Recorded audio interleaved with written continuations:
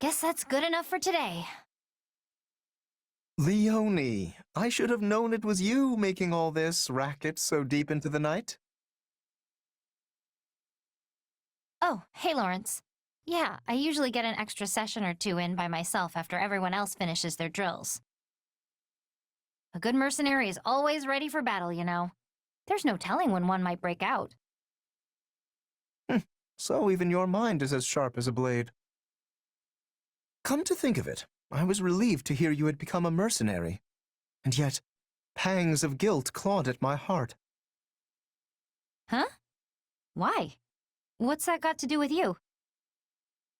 Quite a bit, if I may be frank. Your home, Son, sits nestled firmly within House Gloucester territory. Embarrassing as it may be to admit, I hadn't entirely realized that fact when we began at the Officers' Academy. But once the school shut down, I began to wonder what became of the students who hailed from our lands. I couldn't help but investigate further. Uh-huh. And that's when you found out where I was from, what I'd been through. Yes. As the heir to House Gloucester, it is my natural-born duty to concern myself with the well-being of my citizens. It must have been difficult indeed, scrounging up the funds required to attend Garrick Mock. I would hate for someone who has already been through so much to suffer any further hardship. Well, some of the money we paid the church got back to us when the academy closed, at least. That's pretty much it. Not an ounce of help finding a job, and definitely nothing from the Count. So I started training, sharpening my skills as a mercenary. The rest was luck.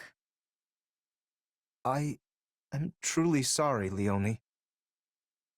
Allow me to apologize personally, both as your former classmate and as a noble in my father's stead.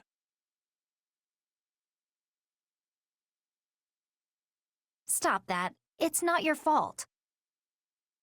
I chose to leave my village.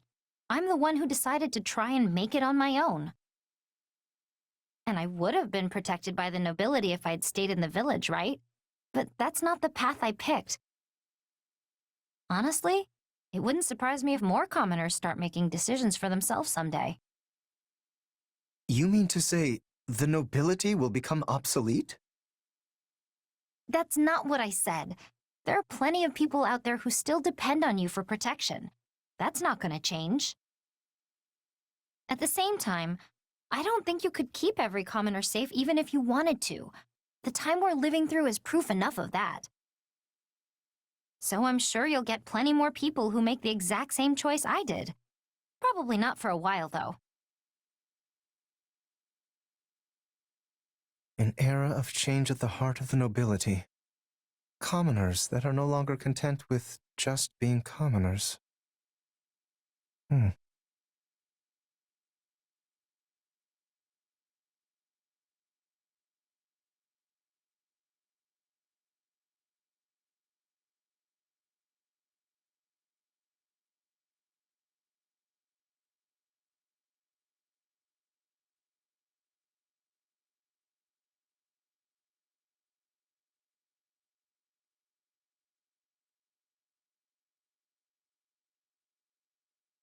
Ah, the simple joys of a refreshing morning's exercise. Oh, hey, Lawrence. Kinda early for you, isn't it? What are you doing here? In truth, I was waiting for you, Leonie. I merely decided to fit in a spot of training in the meanwhile. For me?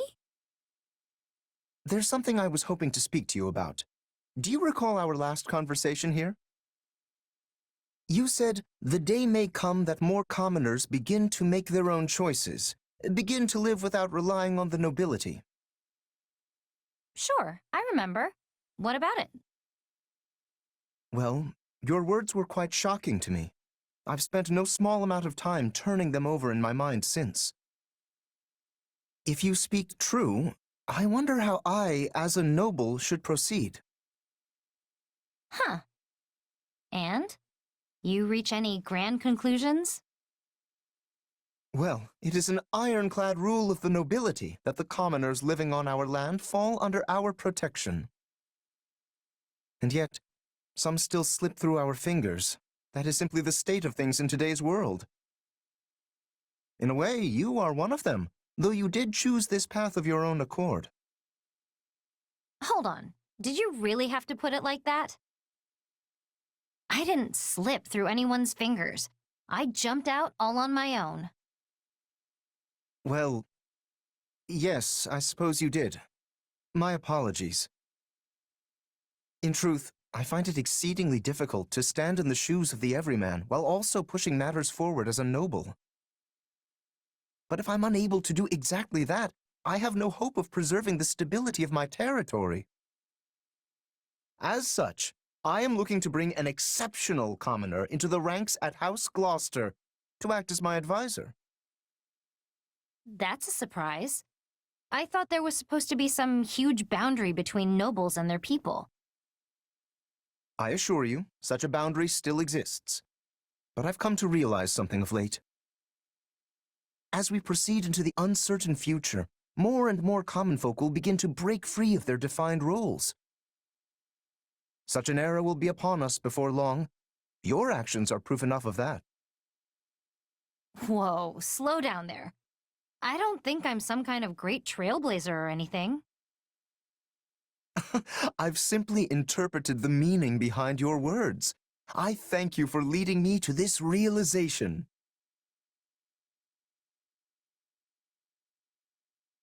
Yeah, still not seeing it. I don't need your thanks. Leonie, I had this idea with your story in mind.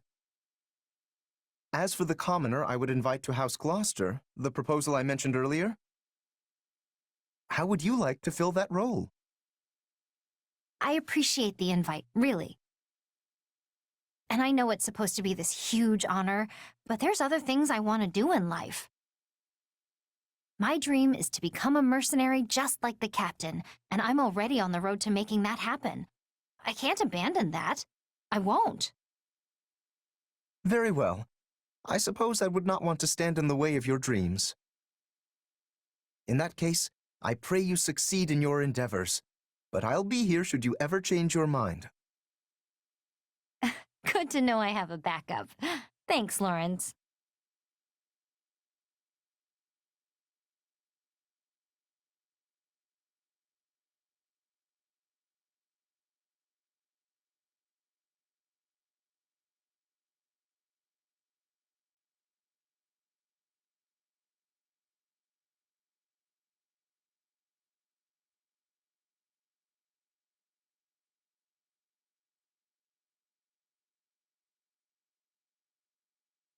Crivens, Leonie, you're alive!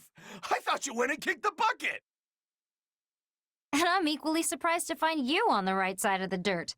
Still hunting for treasure while arrows rain down around you?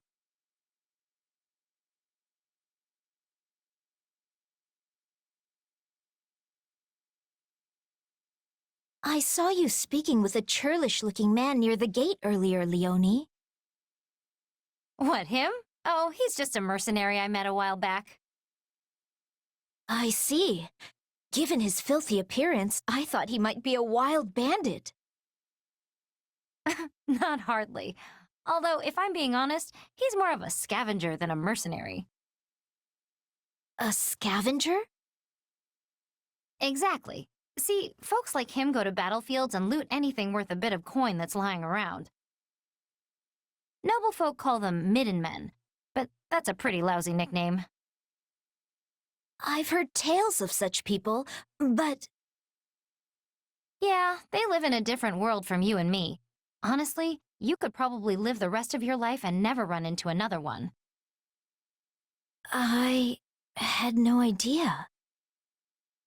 Hey, don't look so glum. There's nothing wrong with not knowing about that kind of life. Except that I wish to know more about commoners. But in order to do so, I would need to speak with all manner of different people. Leonie, may I ask you something? I once read something that has stayed with me, and I wonder if you might confirm it. Sure, hit me.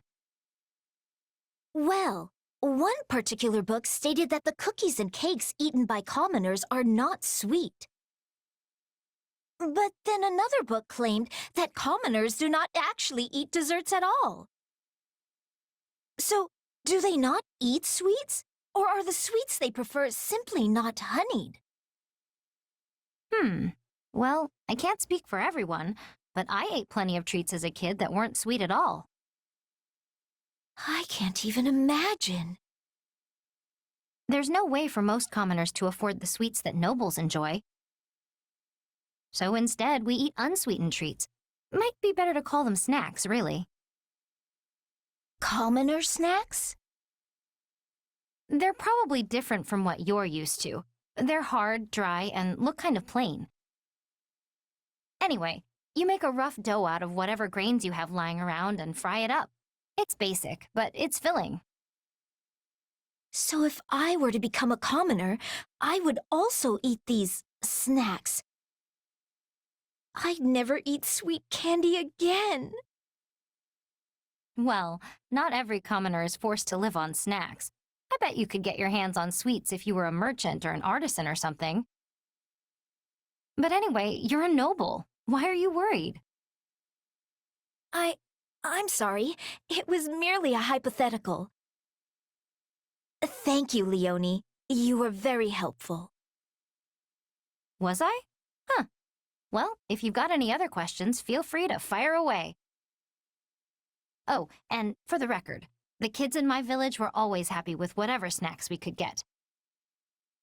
They were simple, sure, but also good in a weird way.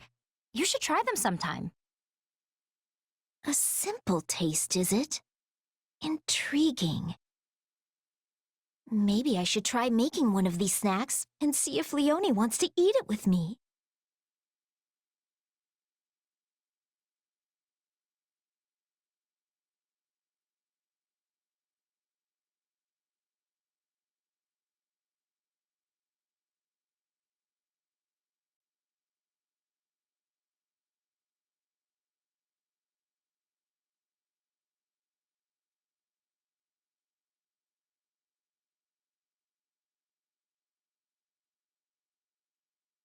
Can't believe I didn't catch anything. Guess it's just that kind of day. Oh, hello, Leonie. Hey, Marianne. Where are you off to? Nowhere. I mean, I'm just on my way back from the stables. And you? Coming back from the world's lousiest hunting trip? I didn't even find a single track. And it's the first time I'd been hunting in a while, too. Talk about a waste of time. Oh, that's too bad. But what is that you're holding? Oh, this? Just some weeds. Felt bad coming back completely empty-handed. I figured I could use some to fill up my meal, so I went and gathered them. Also grabbed some medicinal herbs while I was at it. Is that yellow flower edible too? No, not at all. It's not poisonous, but it's really bitter. It's one of my favorite flowers, though. They're so pretty, don't you think? I saw some blooming and just had to pick one. Yes, it's beautiful. All those tiny blossoms blooming from it. It seems almost heroic. Merely looking at it gives me the strength to continue living for another day, no matter what obstacles may come. Can't say I've ever given it quite that much thought. Tell you what, why don't you take it? Are you sure? After you went and picked it. Hey, it's just a flower. It's yours. Thank you. Oh, I'll feel bad keeping this lovely flower all to myself. Maybe I can put it in a bouquet and place it in the mess hall for everyone to enjoy. You're always so thoughtful, Marianne. Oh, no, it's nothing. It's something, all right. But speaking of flowers, are there any you want me to keep an eye out for? I can pick whatever you like next time I go hunting. Well, perhaps some mountain gooseberry? The little green berries, right? Oh man, I love those. You can boil them up into jam, but I usually just eat the suckers by the handful wherever I find them. Yes, I was thinking they'd be perfect to feed the birds. Wait, you're giving them to birds? I'll eat them too, together with the birds. But there's something you have to watch out for. You mean the thorns, right? You're pretty knowledgeable about those little guys. Have you picked them before yourself? No, but the birds told me all about them. The birds told you. Marianne, you actually made a joke. I love it. No, it's not... well, I'm glad it made you happy.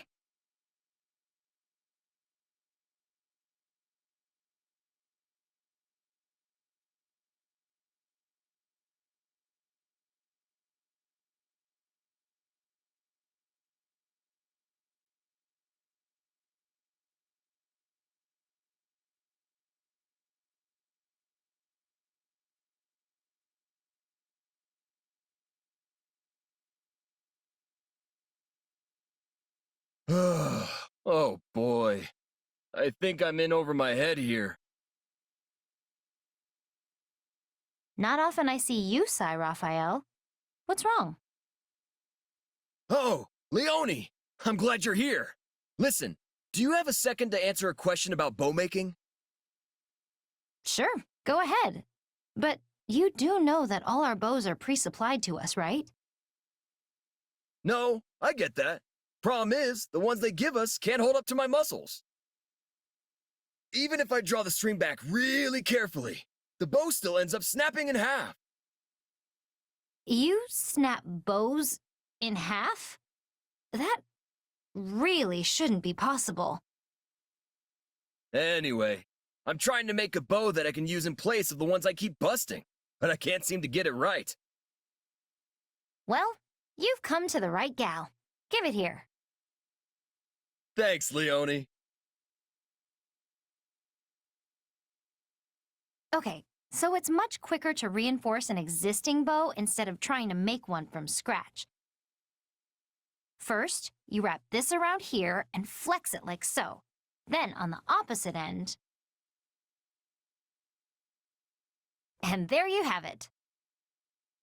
I used animal tendons, which will absorb the force you place on the bow and make it even more pliant.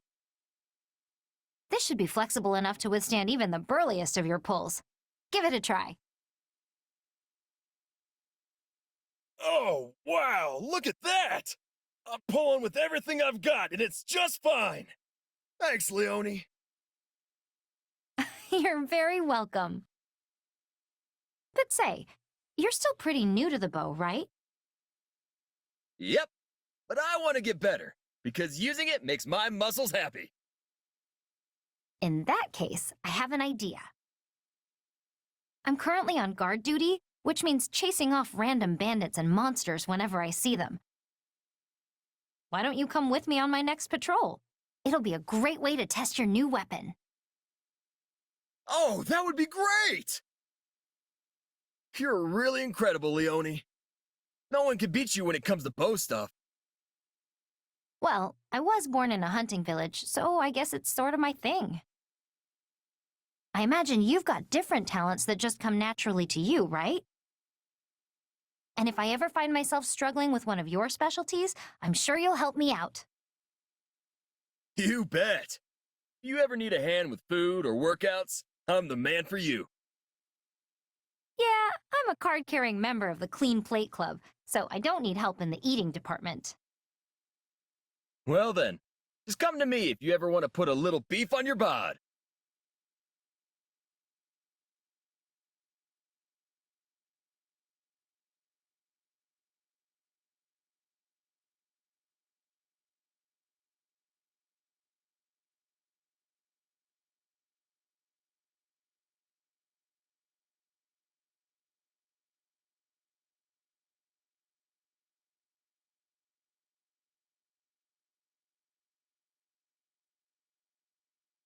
Got any arrows left, Raphael? This is my last one.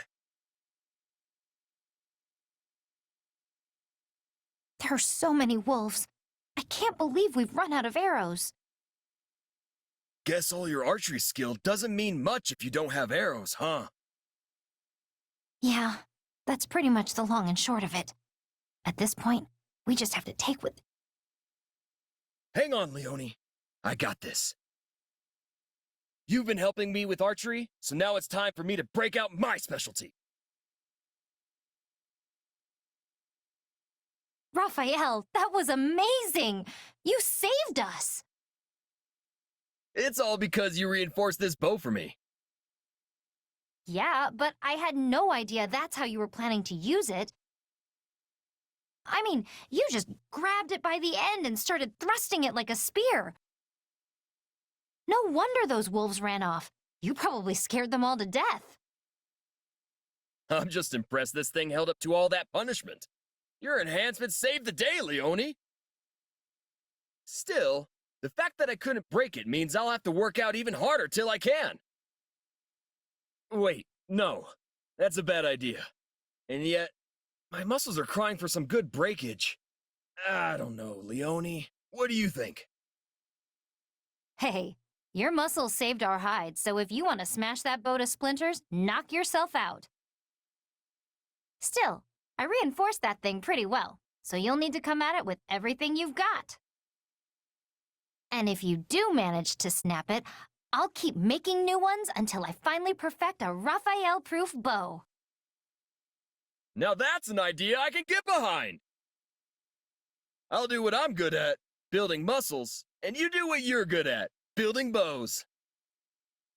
That way, we can combine our powers to be the toughest fighting duo in all of Fodlan. You may be right. I mean, I'm not sure if we'll be quite the force of nature you seem to think we'll be, but it'll definitely put our strong suits to good use. Say, do you remember what I said when I first helped you reinforce that bow? I told you you'd help me with your specialty one day, just like I was helping you with mine. And guess what? That's exactly what happened today. I think this is the start of great things for us. I can't wait to see where we go from here. I'll be counting on you, big guy.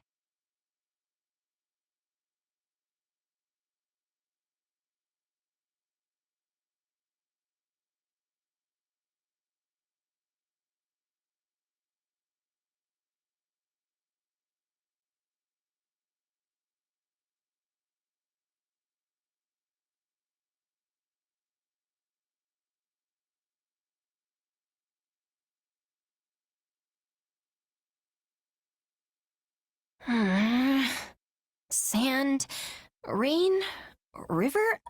Is he writing of the weather? Are you all right, Petra? That's quite the noise that just came flying out of your diaphragm. Linhardt, perhaps you can be helping me. This letter is giving me much difficulty. A letter, is it? I was under the impression that you had no trouble reading the language of Fodlan. I also had that thought, but this page is not making sense. Can you be reading it for me? What? Oh, no, I couldn't. This is a private matter. I mean, I don't even know who it's from. But I cannot be writing back if I do not know what they are saying. Please, do this favor for me. Oh, very well. Let me have a look. Goodness, no wonder you struggled with this. It couldn't be more archaic. Right, well, let me give this a shot. Yon world is endless sand, and I but a parched grain air upon its bosom. O beauty! Was it the western wind which brought thee hither, merciful rain? Soft, my river o'erfloweth. Petra, is this a love letter? That is a possibility, but I do not have certainty. Okay, you definitely should have mentioned that before I started reading this. Well, too late now, I suppose.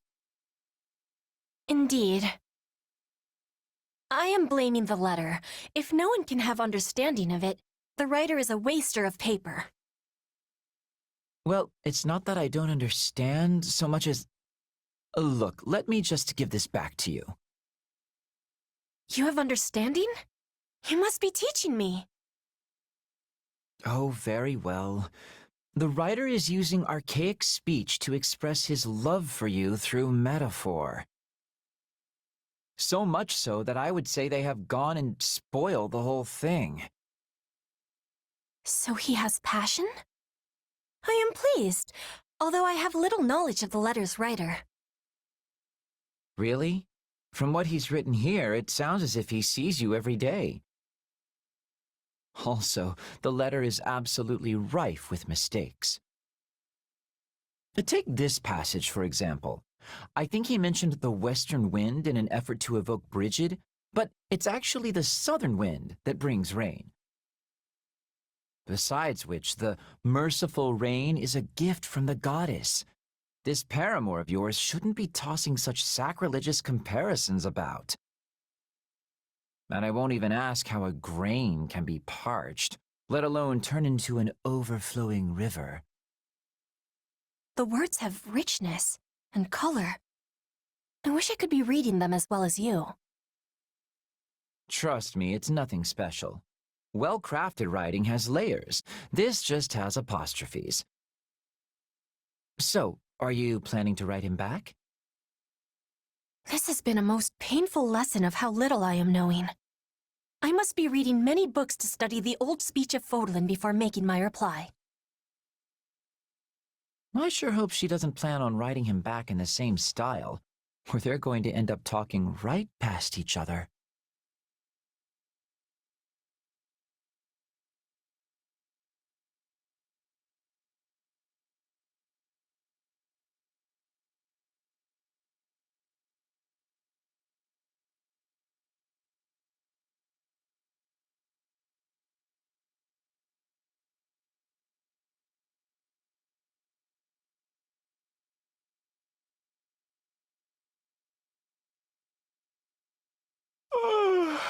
Goodness, I slept too much. A little fishing ought to snap me right awake. I am hearing you, Linhardt. Apparently so. Care to fish with me? Ah! Or what watery expanse whilst our hooked morsel fly? What piscine denizen dost thou... Nay, thou! Dost thou be intending to make thy quarry? In days of yore, I oft partooketh of the angler's art. Yea, forsooth, I was being quite adept. But in this place, thou art knowing thy waters better.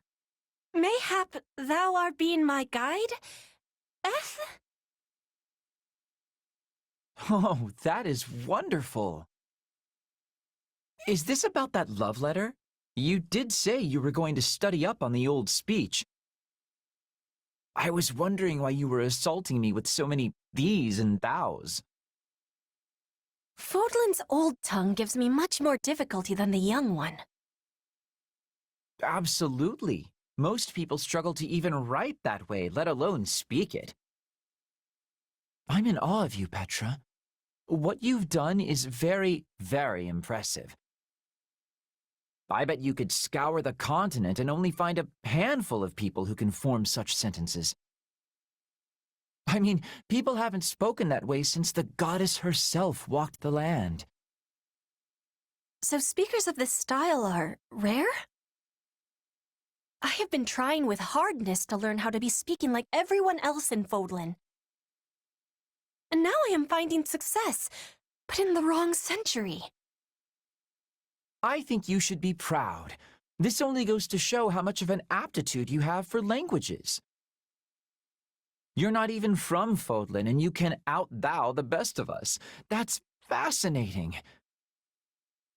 Thou art extremely fascinating, Petra. I am not understanding the funniness. Do the people of Fodlan truly never speak in this way? Usually only if they're a professional actor or trying to make a bit of a joke. But perhaps you're about to usher in a major comeback. In fact, I think we should schedule some time for you to coach me, Professor Petra. Me teaching you? That idea is a wonderful one. You are usually teaching me so many things, and now I can be repaying the favor. It's almost a shame you've got your life mapped out as Queen of Brigid. You'd make a fine academic. I don't suppose I could talk you into it. An academic? Yes, a sort of professional scholar. It takes passion and, more importantly, luck. But you've got both. I do? Well, there's no question you're passionate and a hard worker, which just leaves the luck part. And I'd say you live a charmed life indeed if people are dropping you love letters in the middle of a war. Whatever happened with that, by the way? I gave him my rejection and will never be seeing him again. What? Really? I'm dying to know more, but listen, just give the academia thing some thought, all right? You'd be perfect for it.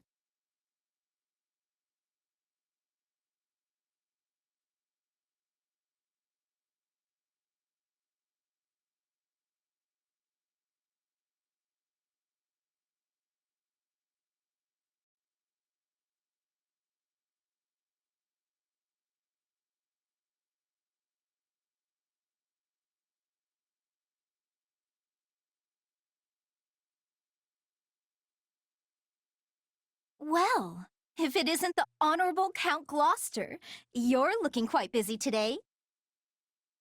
Ah, Lysithea. Indeed I am. As Count, I now bear the great burden of ensuring those who live within my territory are safe and prosperous. Such a vital matter requires my leadership in diplomacy, military efforts, and economic measures.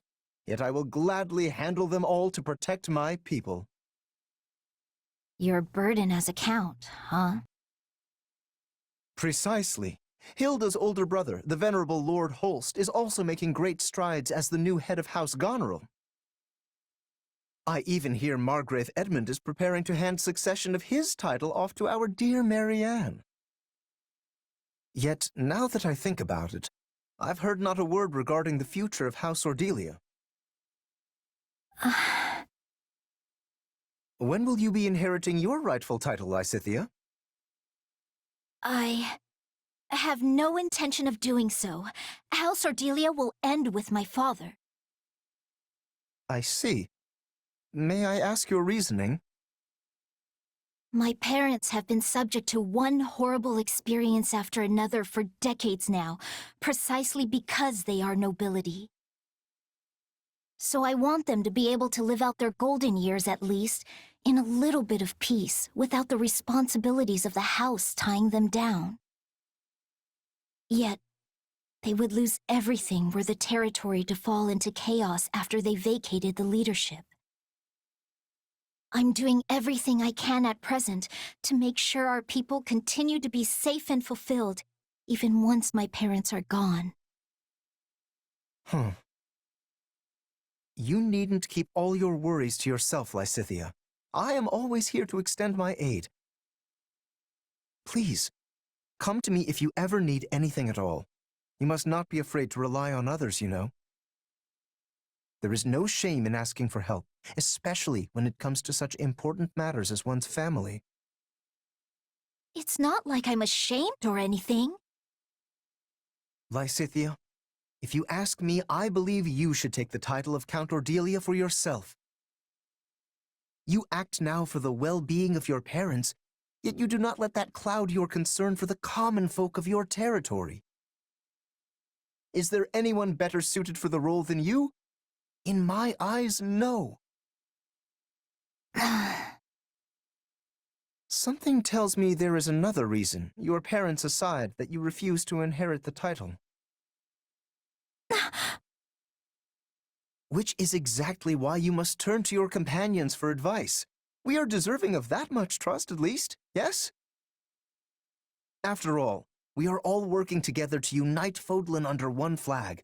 Relying on us is the first step to solving your problems. More than anything, I, Lawrence Hellman Gloucester, will do everything in my power to assist you. Fine, fine. But can we leave this discussion until after the war? In the meantime, I'll just have to keep an eye on you to see if you're really as dependable as you say. Very well. You may witness my dependable nature to your heart's content. I hope I have the time to.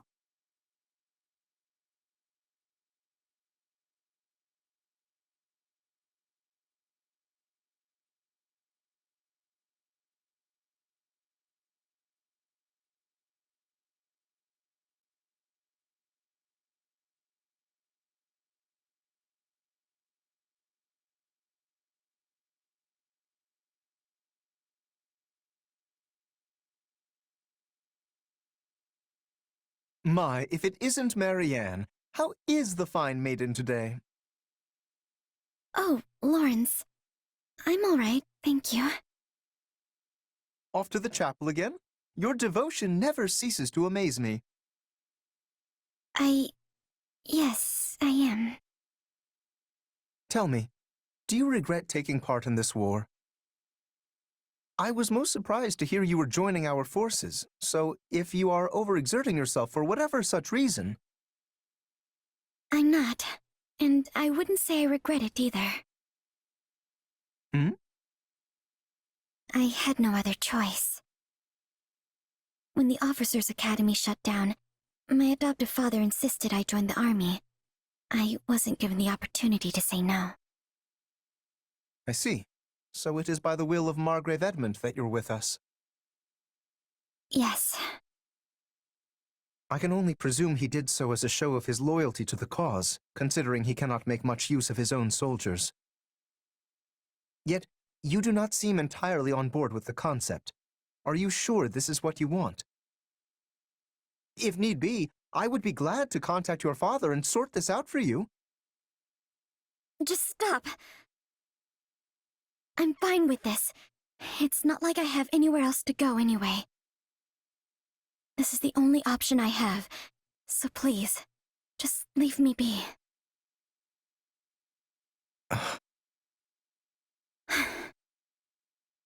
Marianne, we are living through an era of immense change. This great war has entangled the three eminent powers in Fodlan, and will undoubtedly leave a lasting impact on the continent at large. Not to mention we currently find ourselves arm in arm with the Empire. Leicester cannot run counter to the rushing torrent of change. Why are you telling me all this? Listen carefully, Marianne. I believe this moment in time to be a wonderful opportunity for you to turn a new leaf. I, too, feel pressure to do the same, and I have spent my days reacting in kind. Why don't you and I welcome in this new era together, as changed people? If only it were that easy. Perhaps things wouldn't be such a struggle. I'm sorry. I will continue to be as I always have.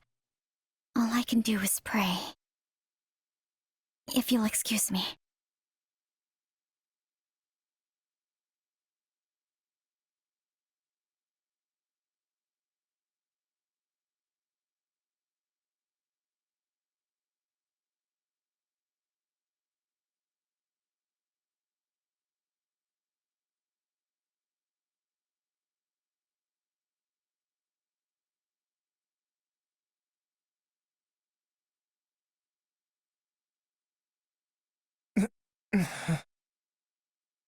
Lawrence, I'm so glad you're awake. This is the infirmary. I see you have been taking care of... Please, you mustn't get up. Professor Manuela said your wounds aren't too deep. Apparently the blow to your head was the worst of it. I see. My apologies for all the trouble. To think my outing on the battlefield would end not in glory, but merely in losing consciousness. What is it, Marianne? I am perfectly all right. You needn't worry yourself over me. No. It's my fault you ended up like this. You shouldn't have saved me, Lorenz. If only I had been injured in your place. I must have been hallucinating during the battle. What? All was well one moment, and the next I felt a sharp gaze piercing my soul. Help me, it beckoned. No sooner had I turned around than I saw you there, the very same words seeming to float across your lips. But it seems my eyes were deceiving me.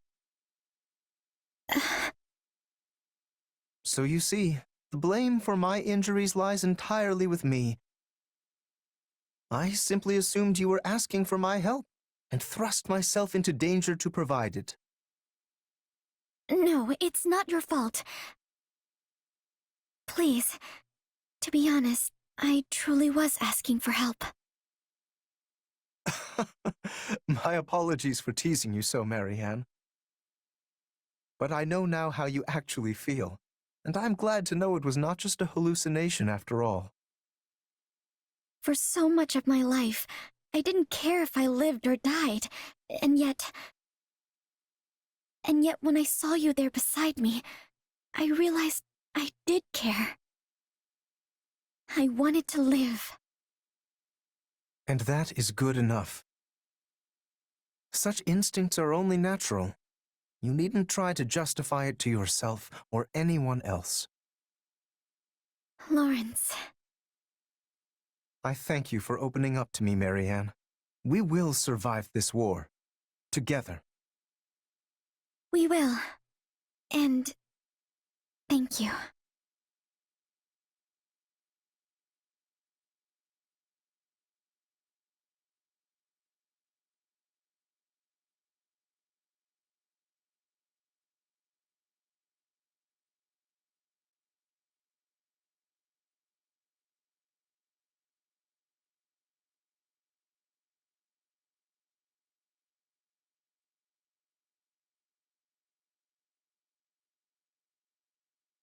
Raphael, pardon my interrupting your fleeting moment of repose. Oh, hey, Lawrence. You need something? I do, in fact. To tell the truth, I recently learned how you and your family founded an inn once you returned to your hometown. Yet, you still chose to leave them behind and risk your life and livelihood fighting in this brutal war. I must ask the reason why. Why? Well, to keep my family safe, of course. I struggle to follow your reasoning. Would then it not be more prudent to remain by their side? That's what I thought at first, too. But just being there with them wouldn't be enough. Yeah, I can protect everyone day to day if I'm back keeping watch at the inn. But if me joining the fight on the front lines means we bring peace back to the world, they'd never have to worry another day in their lives. So sure, it's tough being away from Maya through all this, but it'll be worth it in the end. I know it. I see. Your thinking is correct in part, but it is in part mistaken as well. Staying at the inn to protect your family will not provide them the security you so desperately desire. So long as this war continues to heave along, your establishment will always remain at risk of being consumed by the flames of combat. But you are a commoner, and it is our duty as nobles to protect the ordinary citizens of our territories. There should be no need for one who is not with the military to leave their family and join the war effort. Such tasks are meant to be handled by the nobility. In other words, you should be leaving the defense of your lands to me and my subordinates. Were you really that worried about me being here? Oh, thanks. But this was my choice. I'll be fine. No, that is not what I meant, in the slightest. I speak of the obligation we in the nobility have to our people. The weight of war should fall on our very shoulders, while the common folk in our charge should focus on maintaining their livelihoods. Okay, but I'm still gonna fight no matter what. The toughest people are the ones who should be leading the charge, right? What I mean is, you're not listening to a word I say, are you? You don't think I've got what it takes, huh? I got it. Let's compete to see who's stronger. Pardon? You want a competition? You betcha. It's the perfect way to find out who's got the real arm muscles around here. There's a bunch of boxes that need to get moved over in the training grounds. Want to see who can carry the most? If I win, you'll have to promise to be totally cool with letting me fight. No, I must decline. By that token, you will only end up proving your point. So you do think I'm strong? Do not misunderstand my intentions. You and I are on completely different pages on this matter. We are practically in two separate genres. But someone like him would undoubtedly prove useful in the heat of battle. But... Hello? Whatever. I'm gonna go grab those boxes myself. My muscles are aching for a little workout.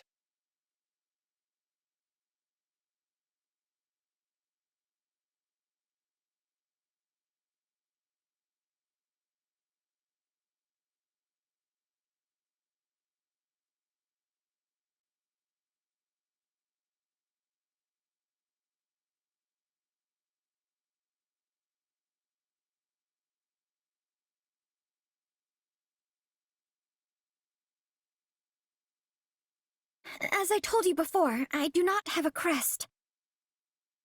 Why do you insist on hiding it? It can only mean your crest is somehow... Please stop. What's going on here? Lysithea. What were you saying about crests? Go on. I study them every day without fail, so this is extremely relevant to my interests. I do hope you have proof of your theory, though. Spewing out unfounded platitudes will just lead to consequences you definitely don't want. I might not look it, but I'm a general in this army. Ah, well, we were just finishing our conversation. Now, if you'll excuse me. Thank you, Lysithea. Think nothing of it.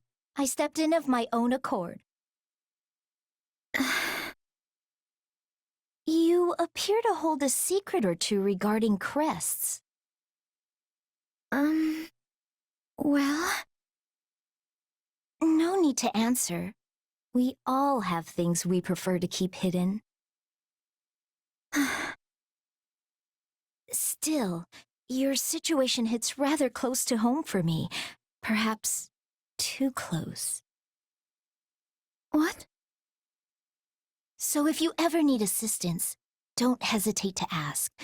We secret keepers need to hold strong with each other after all. Oh, and I'm not saying this because I pity you. But you clearly find your secret painful. In light of this, maybe I've been a bit too harsh on you in the past. Oh no, you haven't been harsh at all. I'm merely envious of how strong and level-headed you always appear to be. I never would have guessed you hold a closely guarded secret just as I do. I'm not gonna tell you, if that's what you're after. Yes, I suspected as much. Still, perhaps you would be willing to hear mine one day?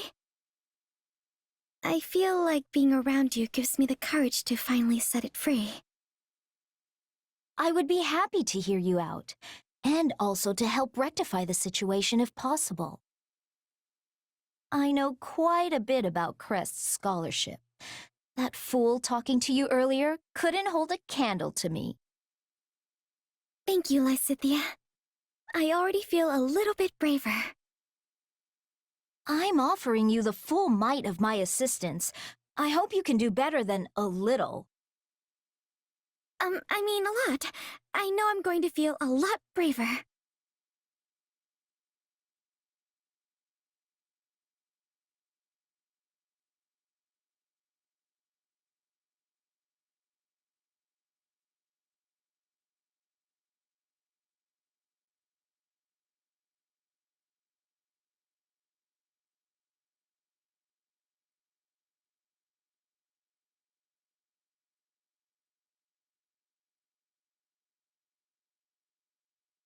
Huh?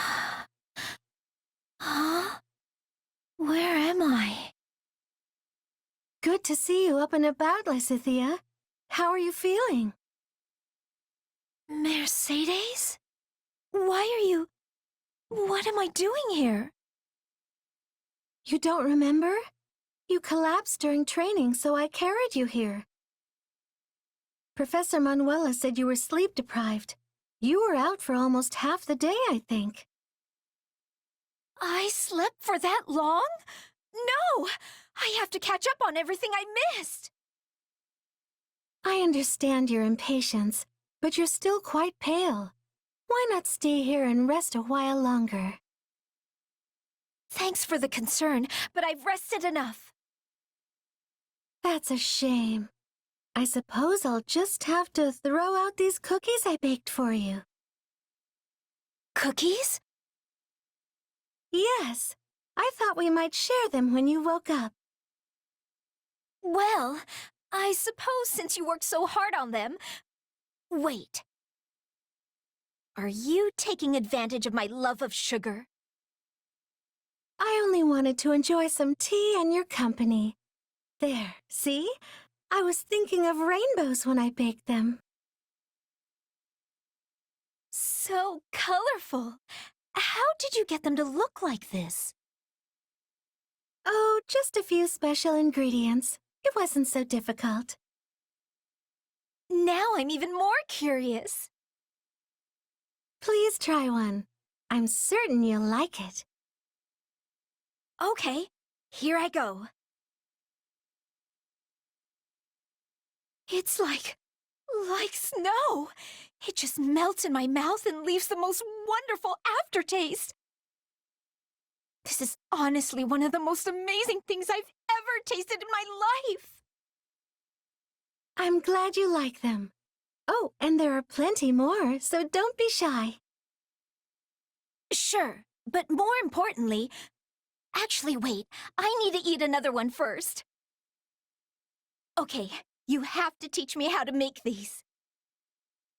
Of course. But let's just enjoy the ones we have here first, yes?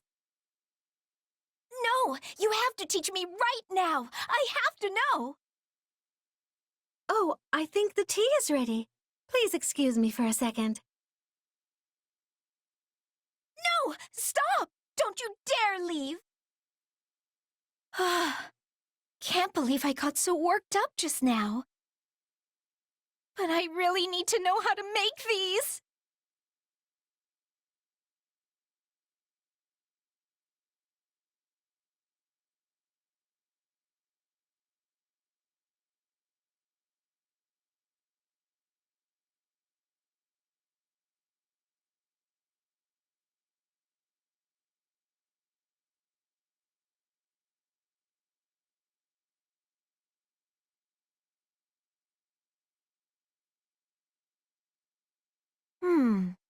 Like this? No, it's more like that. Lysithea, it isn't often I find you in the kitchen. I could say the same. What are you doing here at this hour? Oh, I just wanted to bake some treats for everyone. To improve morale, right? In that case, I'll help. 4 hands are better than 2 and all that. That would be wonderful. If you could start by peeling this fruit and... Oh dear. What's wrong? These fruits have mostly spoiled. I was going to add them for the fragrance, but in this state... Well, it's not like we can go out and buy more, so we'll just have to leave them out. Just to take stock, what ingredients do we currently have on hand? Well, we have eggs, flour, sugar, and a very small amount of oil. Sounds like there's no good substitute for the fruit then. We'll have to get creative. Do you have something in mind? I do, actually. If we boil the sugar in a pot. Thank you, Lysithea. I think everyone will love them. And filling them with that sweet syrup you made was a marvelous idea. Yeah, it's one of my favorite go-to tricks. But still, I couldn't have done it without you. Really? I suppose I helped a little, but... I still dream about those rainbow cookies you made. Ever since I had them, I've spent all my free time researching how to be a better baker. That's actually where I got the idea to make that syrup, so you were more help than you thought. Oh, but you're always so busy training. Are you sure you're getting enough rest? Honestly, baking is a nice break. Plus, it's when I'm busy that I need sweets the most. Well, I'm glad you found your own way to relax. I still think exercising, studying magic, and daily training are important. But I realize taking breaks every now and then improves my productivity too. Goodness, you really have changed. You seem more mature now, like a responsible young woman.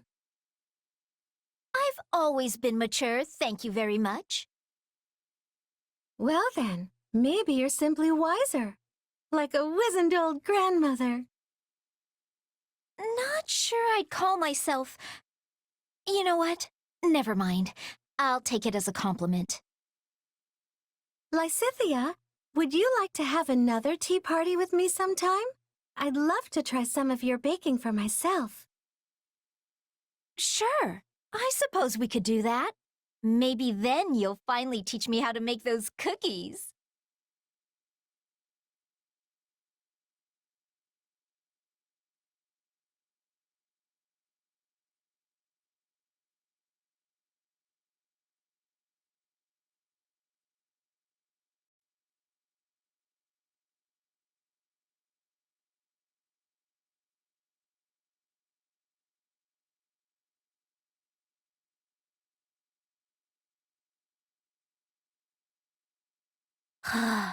It's already so late.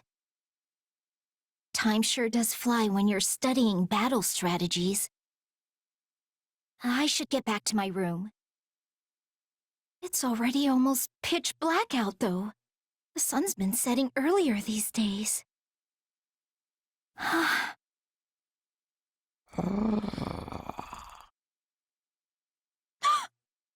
was that?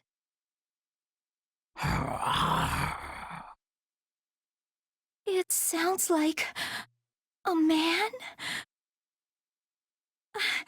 Probably just Raphael. I've heard him talk about how he trains at night. I'm sure of it. I can't believe I let him scare me like that.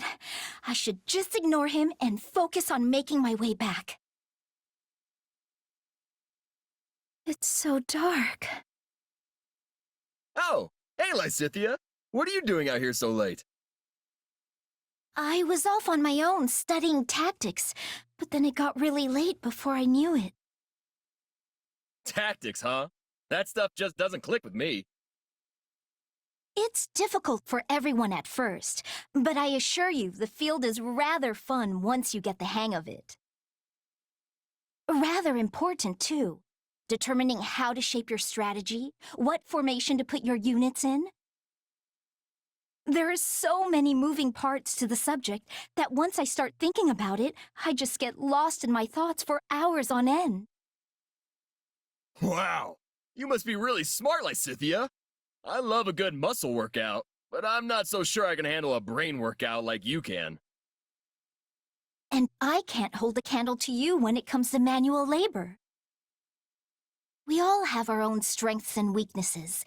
We should focus on what we're good at so we can complement each other's abilities. Yeah, exactly. That's why I'm gonna have to train even more. Hold on, weren't you just training? It's good to be motivated, but you're gonna bother people if you keep making such weird noises in the middle of the night. Huh? I didn't train today. You didn't? Nope. I always let my muscles rest the day after a rough workout. And let me tell you, yesterday was a rough one. If I go too hard, I go easy the next day, which lets me go even harder the day after that. You got your day off today, muscles, so you better be ready for the pain tomorrow. Anyway, I'm gonna get to bed so I can be ready. You should try to get some shut-eye too, Lysithea. So that wasn't Raphael? Then who was making those scary noises?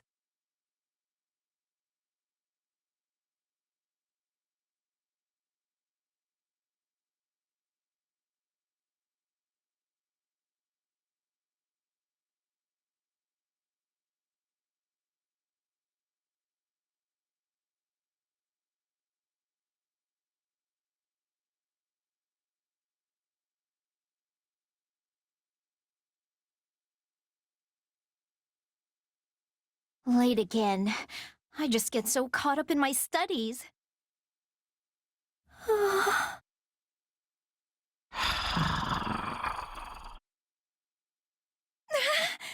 it is again! No, it must be Raphael today. It has to be. I checked that he'd be training and everything. He even specifically said he'd be doing it after dinner, so...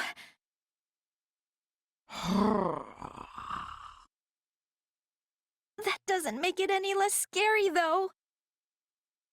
I guess he can't help but yell while he trains, but I really wish he'd figure out how not to. Hey, what's with the creepy voice? I could ask you the same thing. Do you have to be so loud and booming all the time? The least you could do is keep it down a bit. Raphael! What are you doing here? What do you mean? I'm on my way back from my training session. But you heard that weird noise too, right? I tried listening real close to see where it was coming from, but no luck. Wait. You mean to tell me you're not the one who was making it? And here I'd convinced myself it was you training. Hey now! My muscles scream during a good workout, but it's nothing horrible like that. I'm sorry, Raphael. Wait! That's not the point! If it wasn't you, then maybe there really is a ghost!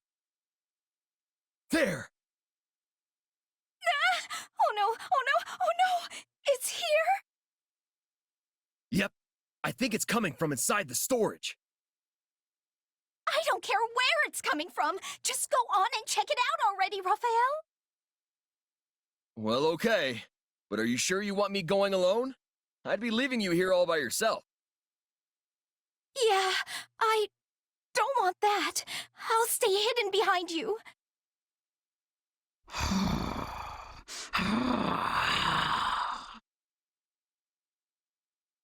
This is the place. Come on, Lysithea. We're going in.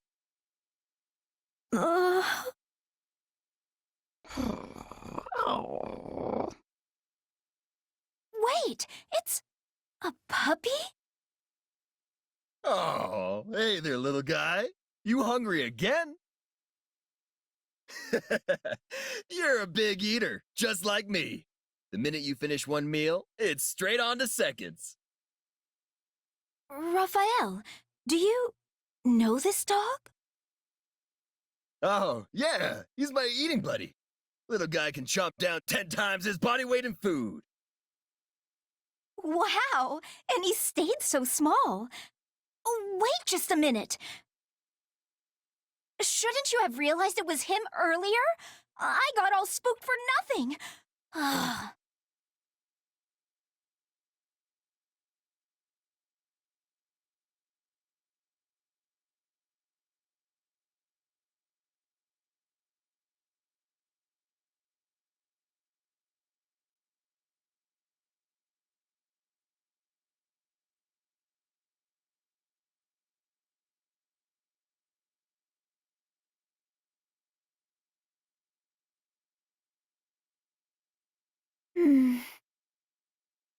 Hey there, Marianne.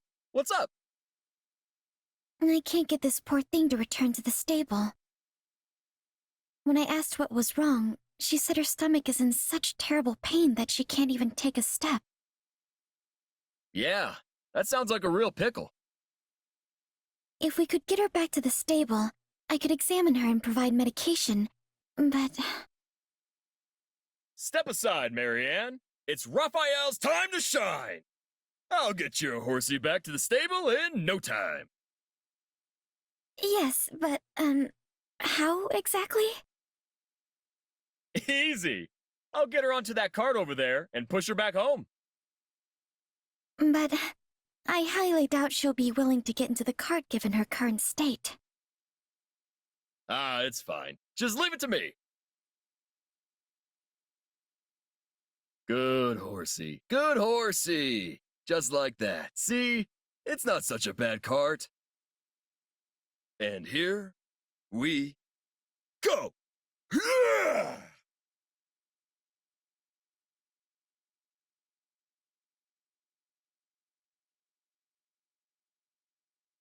Thank you very much, Raphael.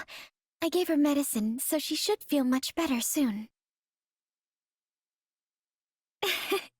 It seems she wants to thank you as well.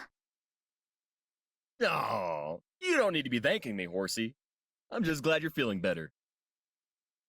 I hope this isn't rude, but I still can't believe you were able to lift a horse with your bare hands. Ha ha! Your little horsey there was just the right size to wake up my sleepy muscles. So, what was wrong with her tummy, anyway? I fear she made a snack of some rotten fruit. Oof, that's rough. She's always been a bit of a glutton, I'm afraid. Still, I'm surprised she went so far as to eat something she found by the side of the road. Ah, she was just hungry and eating what was around. Trust me, I know the feeling. I've eaten a lot of weird stuff before. Like what? I don't know. Old hard stuff, fuzzy green stuff. Think I ate some long wriggly stuff once. Goodness me! And you weren't sick even after eating all of those bizarre things? Nope. Oh, before the record, I only eat weird stuff when I'm really hungry.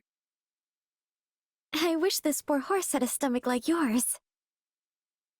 Hey, if you want a strong stomach, all you gotta do is whip those gut muscles into shape. First you do 1,000 crunches, give or take. Then you wolf down as much meat as you can handle. Do that, and you'll have an iron stomach in no time. Give it a few days, and you won't even notice when you eat the weird stuff. I'm sorry, but I really don't think that's a proper training regimen for a horse. Oh, that's right. Horses don't eat meat. But I'm sure she still very much appreciates your desire to help Raphael. Oh, what'd she say now? Yes, I see. Apparently she's feeling much better and wants to go for a run in a large open field. See? She does want to work out. Come on, Marianne. The three of us are going running. 50 wind sprints around the field! Let's go! Wait, I have to run wind sprints?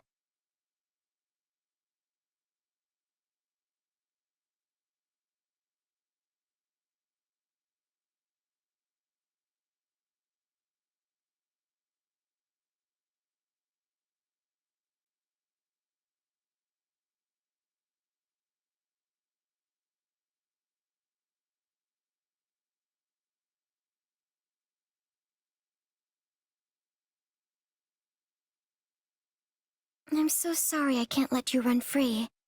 We'll go for another walk together soon, all right? Why so guarded, Marianne? Is that how you always greet beautiful men? Yuri, what do you want? Oh, nothing in particular. I simply spotted you on the way back from drills and felt like coming over to see what you were doing. I feel like you never leave these stables. Did you ever grow tired of it? I'm sorry. It's merely a question. I'm not trying to judge you or anything. Well, this is going poorly already. All I wanted was to make a little small talk, and it ended up like this. Are you always this gloomy? It seems you speak just fine around everyone else. I only know how to make small talk about animals, and you seem to hate them. So, I figured that no matter what I talked about, you would hate it, and me. Hold on. Why would I hate you? And when have I ever said I hate animals? Once when I was replacing the horse's hay, I saw you glaring at me from a distance. But if you don't hate animals, then it must be me. I'm sorry, I don't mean to sour your mood further. I'll be gone soon anyway.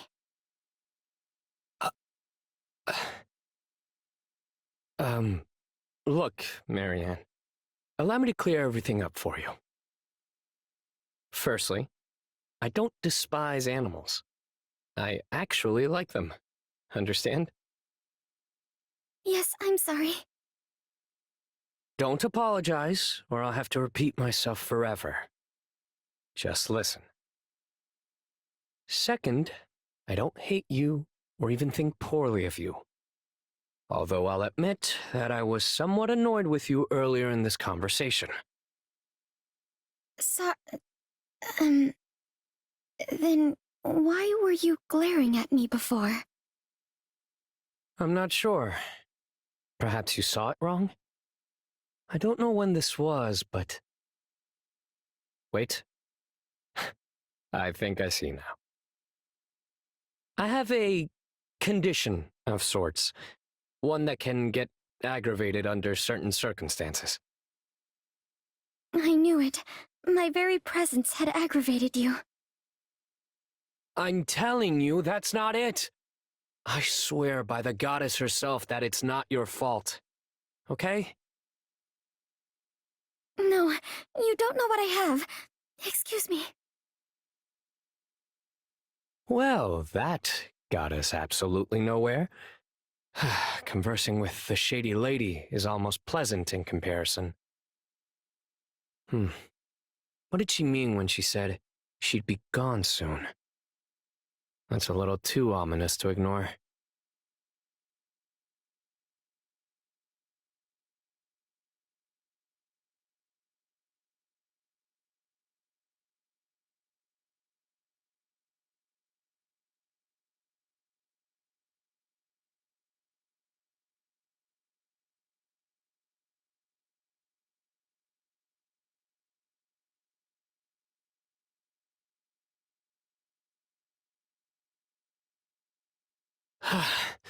There you are, Marianne. I've been searching the entire base for you. Yuri, is something wrong? This is what's wrong. Where do you think you're going at this hour?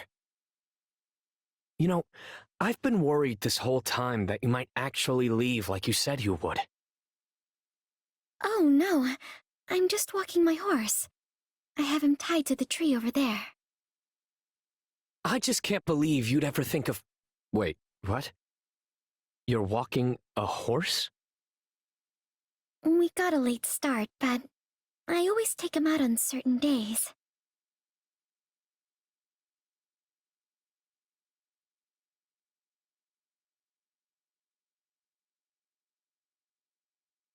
Right then. It seems I worried for nothing. I'm sorry. It's all my fault. There's no need to apologize. I'm just glad my worries turned out to be unfounded. But why are you so worried about me? Actually, let me ask you a question. Could you turn a blind eye to a friend who says she'll be gone soon, and then can't be found anywhere? The fact is, I have no worth to anyone here, so... Okay, knock that off. You've got plenty of worth. For one, there are things you can do that even I can't. In fact, this seems like a perfect chance to show you exactly why I was glaring at you that one day.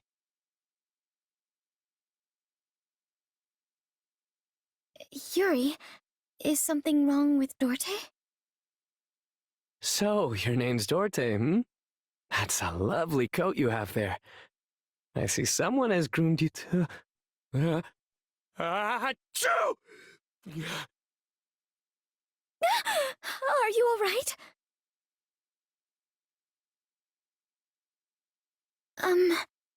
Are you better now? What happened? Isn't it obvious? That sort of thing always happens whenever I get too close to horses or cats. And when the sneeze approaches, my eyes narrow reflexively. That's probably why it looked like I was glaring at you. Luckily, it's mostly just sniffles, so I don't go out of my way to tell people about it. Still, I probably should have told you from the start. Apologies for giving you the wrong idea, Marianne. No, it's all right. It's really my fault for jumping to conclusions. And I'm sorry you had to pet my horse. The next time you say sorry, I'm going to glare at you for...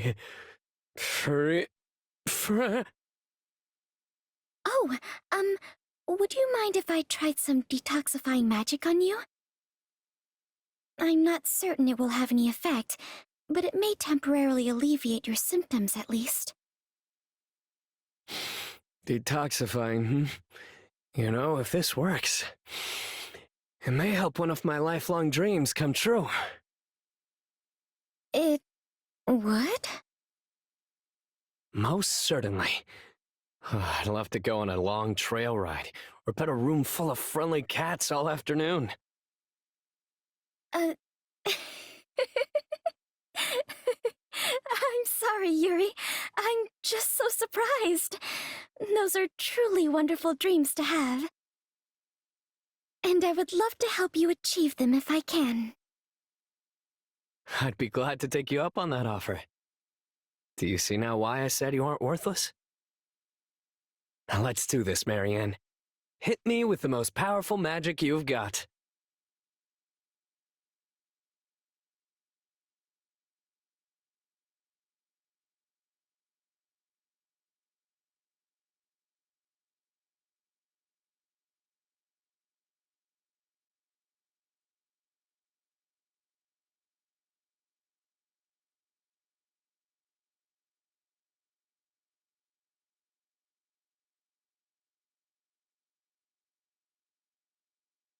Thank you for joining me on this moonlit stroll, my dear lady.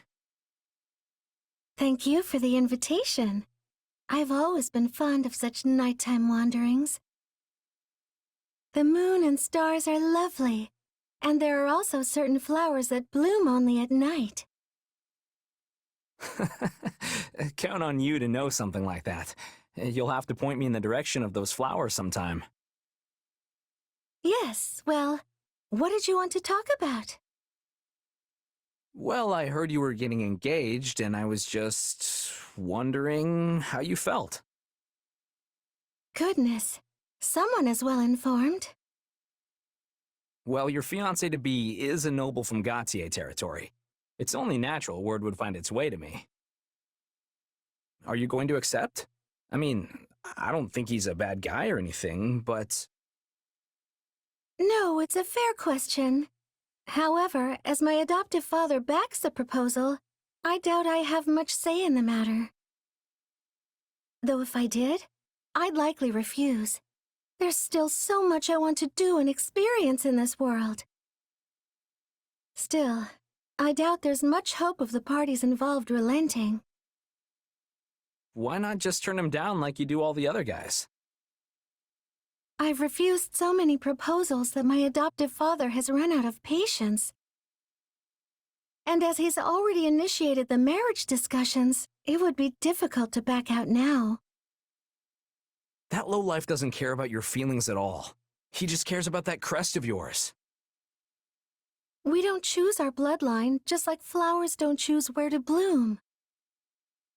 If being married means I will never know want, then I've no right to complain, even if it is not my preferred outcome. You're much the same, yes? People like us have to try to bloom as best we can. I never really thought of myself as a flower, but I get what you're saying. Flowers are stuck in the same spot for life, whether they like it or not. And if they happen to sprout in a bad area, they're out of luck. But we have legs, not roots. We can go wherever we want. And we don't have to give up on our dreams, so long as we're clever about it. I see. And what is your clever solution in this case? Well, if your only goal is to end negotiations with this guy, I could ask you to marry me instead. I'm not sure I follow. You would marry me, so I don't have to marry someone else? To be perfectly clear, I'm not making advances on you or anything. But I'm the heir of House Gautier. If I ask you, this other guy will have no choice but to bow out, though I doubt he'd be happy about it. After that, you can do whatever you want. Go work at a church, or ladle out soup, or whatever makes you happy. I won't stop you. But that would prevent you from marrying the person you love. Okay, look, it's just an idea. You've got lots of options available to you. You really do know the ways of the world, Sylvain. I've always admired that about you. The honor of receiving such a compliment from you lifts my feet from the ground. But seriously, let me know if you need any help. I'm always here for you.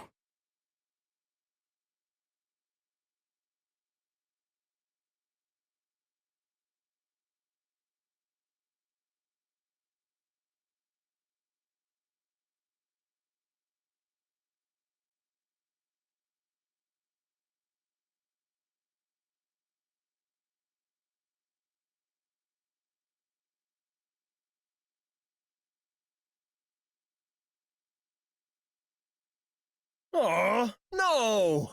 I scared away another one. I know I'm hidden. Why do they keep noticing me? Of course they will be noticing you, Raphael. Whoa! Petra! Wait, why did you say of course? Because you are moving like a giant bear when you are hunting. Even animals without ears are hearing you approach. You must have subtleness. Okay, but bears are really strong, right? So maybe I should just channel a little more of that. Bear roar! Ah! This roaring is only making you louder. Now the animals are running even further away. You are hunting rabbits, yes? And foxes? These creatures are not wanting to be friends with a bear. Oh, yeah. I guess I'd run too if a bear was coming after me like that. So, how do I get more subtle? I mean, how do bears hunt? Often, bears are not hunting. Seriously? But they're a couple 1,000 pounds of muscle! You can't bulk up that much and not even flex! It's just not right! Do not be looking at me. I am not knowing the ways of bulk. Oh, right. Well, if the bear thing is off the table, what do you suggest? I mean, how do people hunt in Brigid? Our hunters have much subtleness. They are hiding themselves completely. For you, I am thinking this is not a possibility. But there are many in Fodlan who are hunting with skill, despite not hiding like the people of Brigid. Really? How? They are using hounds. Hounds do not have subtleness. But I am not knowing the specifics. We do not use dogs for hunting in Brigid. You know, I think I've heard of that before. I wonder why dogs are so good at... Oh! Dogs are basically wolves, and wolves are natural hunters! I get it now! So basically, I just need to channel my inner canine. I do not have understanding. Oh yeah! My hunting luck's about to improve! Wolf howl! Arr!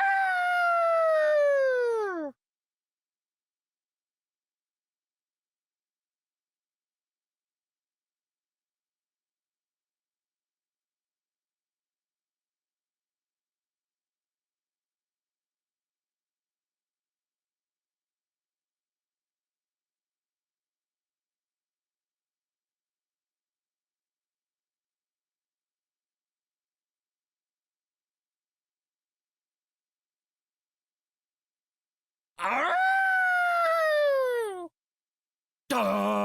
There goes another one. This wolf thing isn't working. My howling's getting better, but it's also getting louder. I'll never be a hunter. I am not agreeing. Petra? Wow, where'd you get all that game? And that is why I had the decision to be lying in wait near you.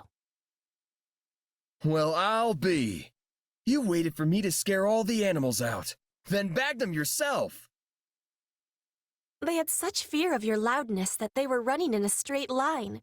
Very easy to hit. This is what is called drive hunting. I have been studying the Fodlan way. Drive hunting, huh? Yes, Fodlan hunters are using hounds to track their prey and put it into corners. But we don't have any hounds. We do not. So, you are being my hound instead. What? Wait, no! I was being a wolf! You were saying before that dogs and wolves are the same. I mean, yeah, I guess. I have been thinking with hardness how I can make you more than just a large man searching the woods for prey. Then I found an idea. You are the hound. I am the hunter. We will be making a great team and catching lots of game. Hey, I like the sound of that, Petra. It's nice of you to buddy up and help me with something I've been struggling with. I am happy to be helping. And I am thinking Raphael-style hunting would find much popularity in Brigid. Seriously? But you already have so many good hunters there. You really think there's a place for me? Because that would be incredible! No, you are incredible. You would find enjoyment in Brigid life. We have many delicious meats you cannot be finding here. Oh, yeah. I bet it's a totally different kind of yummy. Guess I've got to try it and see for myself. The first thing I'm gonna do if I visit Brigid is order a whole platter of food. That'll also be the second thing I do. And probably the third. You are a true lover of meat. Oh, and then I'll need to get some training in. Do people in Brigid like working their muscles too? Our hunters are all needing to be light on their feet. They are not usually training for enlarging their muscles. But maybe farmers and woodcutters are seeking bulk. I'm really trying to picture this. I mean, most farmers and woodcutters are pretty burly already, so the Brigid variety must be huge. Oh, wow! This is great! Raphael, farmer of Brigid! Raphael, woodcutter of Brigid! Yes, I am proud of my home. So please come visit. You will always find you are welcome there.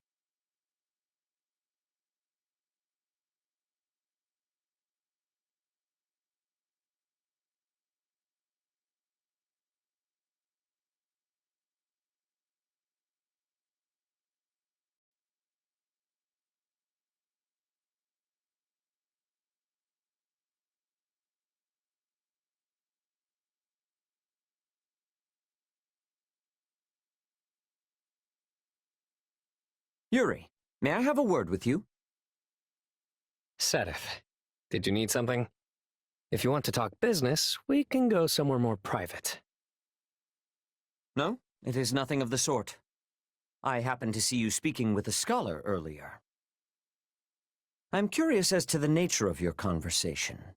You seemed quite absorbed. Oh, so you saw that, did you? Well, I suppose you would be familiar with the topic. I was trying to learn a little about the legend of the 10 elites.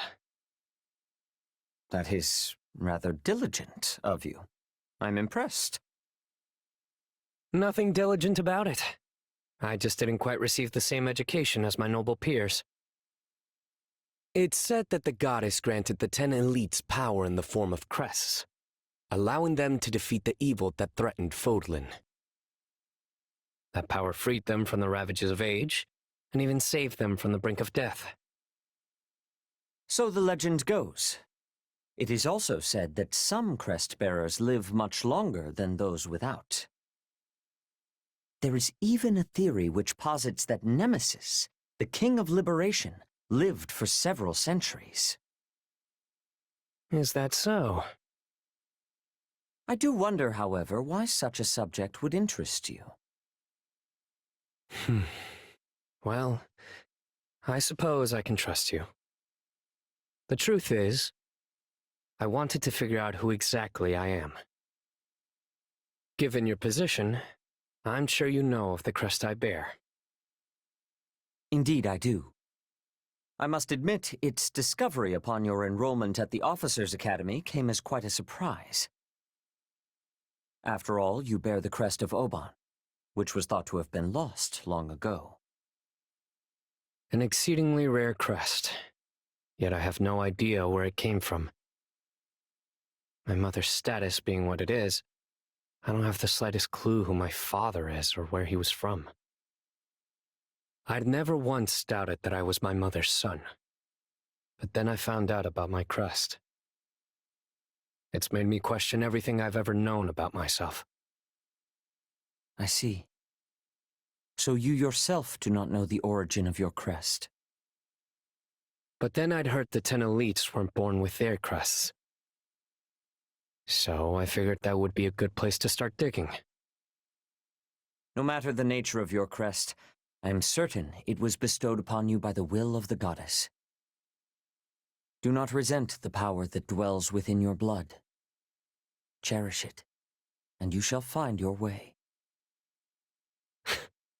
You sound just like the scriptures. But I appreciate the encouragement. Now, if you'll excuse me, I have some business to attend to.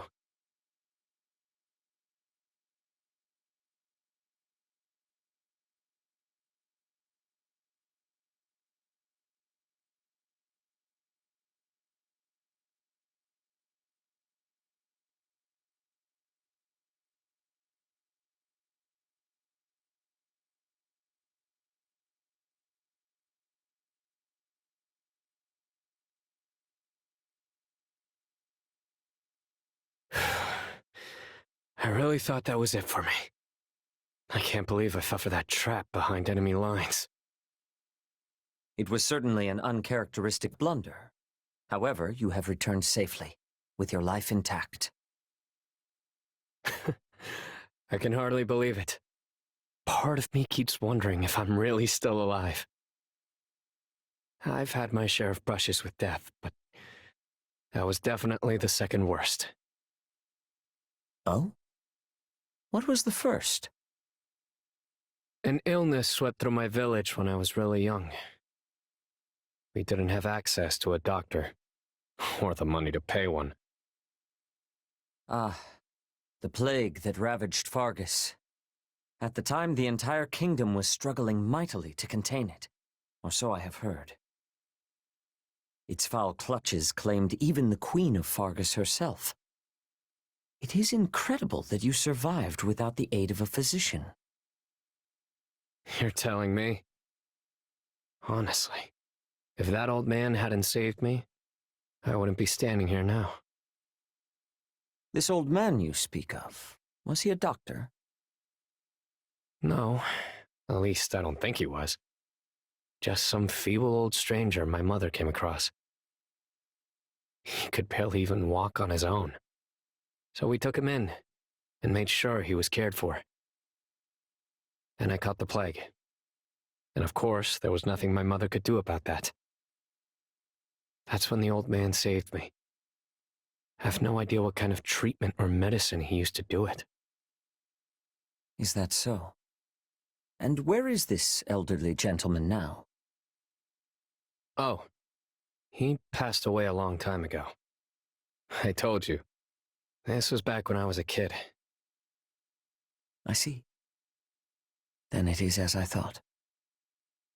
Your story reminded me of something, actually. One of the 10 elites was originally afflicted with a terminal disease. After receiving their crest, this individual made a full recovery. Or so the story goes. Perhaps it is more fitting to call it a fairy tale. I'm not sure I completely follow. Are you saying that old man saved my life by giving me the power of a crest? I am simply saying the possibility exists. Alas, I cannot know for certain. Hold on. It does actually kind of make sense when I think about it. But if that's true, it would mean that old man was an apostle of the goddess or something. Which means I might live to be ridiculously old, just like the 10 elites, right? Regrettably, that elderly gentleman has left this world, so none can confirm nor deny that. However, what is certain is that he saved your life. You should treat it with care, whether on the battlefield or elsewhere. After all, we have but one life to live. Yeah, you're right. Thanks for the advice. I still have plenty of things I have to do before my time is up. You would do well to head back and get some rest. My apologies for keeping you.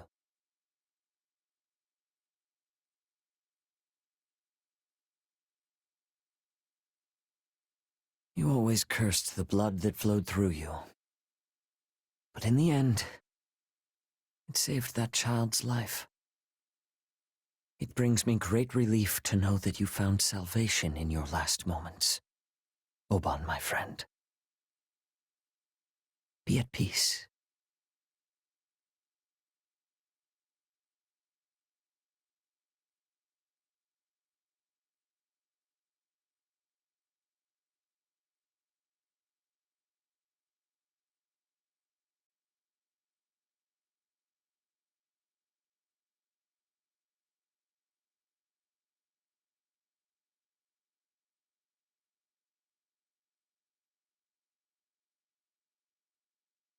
You have something to say, or do you just like staring at me? Merely thinking about your brother, that's all. I only caught a glimpse of him at Aryan Road, but he was nothing like what the rumors suggested. You mean the ones about the eldest son of a noble family falling from grace, taking up a life of banditry and wanton destruction? The very same. They say he was a foul knave who stole not to survive, but because he took such great pleasure from the act. Still, I suppose one shouldn't take such rumors at face value. Actually, there's a fair amount of truth to what they say. At least there was, up until 2 years ago. Yet still, His Majesty thought it was wise to recruit him to our side, and somehow managed to do just that. Yes, I hear he wooed your brother with the chance to demonstrate how the Crestless can still make something of themselves. His honeyed words drew him in, at which point he began to play the man's inferiority complex like a mandolin. Seems like you're more cunning than I realized. You really have eyes and ears everywhere, huh? You're one to talk of cunning, springing as you do from the loins of Margrave Gautier himself. I know you've been keeping tabs on my every move. What? In my line of work, one learns to pick up on hostile presences rather quickly. From the day we met, you've been waiting for me to take one wrong step so you can cut me down. I'd heard the heir of House Gautier was nothing more than a base philanderer, but it seems that rumor isn't completely true either. Just look at you, having the gall to call me out while you hide behind the murderous grin plastered on your face. I know you've killed without hesitation. Hey, we've all made mistakes. There's no need to rehash the past. And what's this murderous grin you're talking about? What would that even look like? The fact you aren't conscious of it makes you all the more dangerous. Unless that pained grimace just now was also part of your act. Regardless, that crest-bearing fool nickname you picked up seems woefully inappropriate for one of your caliber. It's clear you inherited your father's cunning, and then some. I'm not sure whether to take that as a compliment or just start sobbing. The former. There aren't many in Fodling capable of winning my true respect.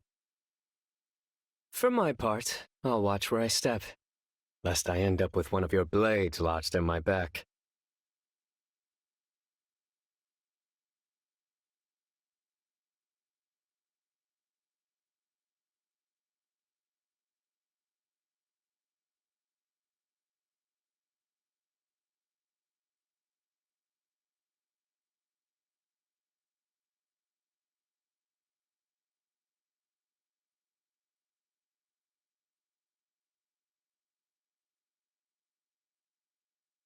All right, that should do it.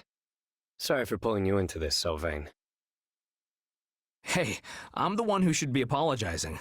I can't believe I didn't pick up on the fact we had spies in our midst. Oh, I'm just especially attuned to sensing such people, what with my line of work and all. They seemed quite adept, save for the fact they were just as poor at hiding their hostility as you. Or maybe you're just way too perceptive. Merely years of practice, I assure you. Still, I was surprised to see how eagerly you set about clearing those spies from our midst. Never thought I'd meet someone who'd jump at an invitation to purge spies as readily as he would a lunch date with a pretty woman. Well, time is of the essence with this kind of stuff, and Dmitri surely won't mind that we only let him know after the fact. We have to win this war, and nothing loses a war faster than a leaky ship. Yet even superior intelligence can be overturned by brute force. Take Aryan Road, for example. I was so certain we had achieved total victory, and then... Yeah, that was a hard-won battle.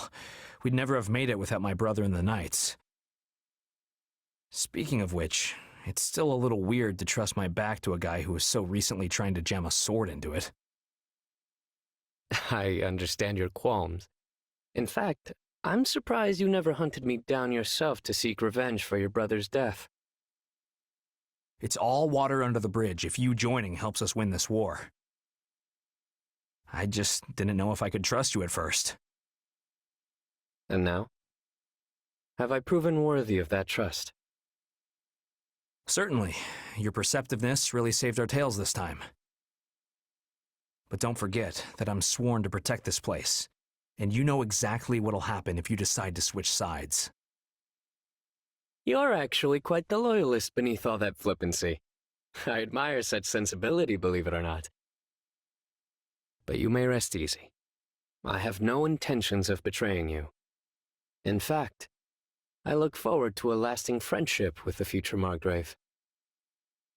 I'd like that, and I kind of appreciate how you see right through me. Saves me the trouble of trying to beat around the bush, you know? It sounds as if we forged a mutual respect. Perhaps I might even agree to go out with you sometime. So long as you don't use any more of your awful pickup lines from the first time we met. Oh, how did that one go again? Ah, yes. Hello there, my adorable little chickadee. Care to let this rooster into the hen house? Look, I already apologized for mistaking you for a girl, so you can quit bringing it up now. And give up such an embarrassing tidbit on the next Margrave Gautier? Never! Besides, I never asked you to apologize.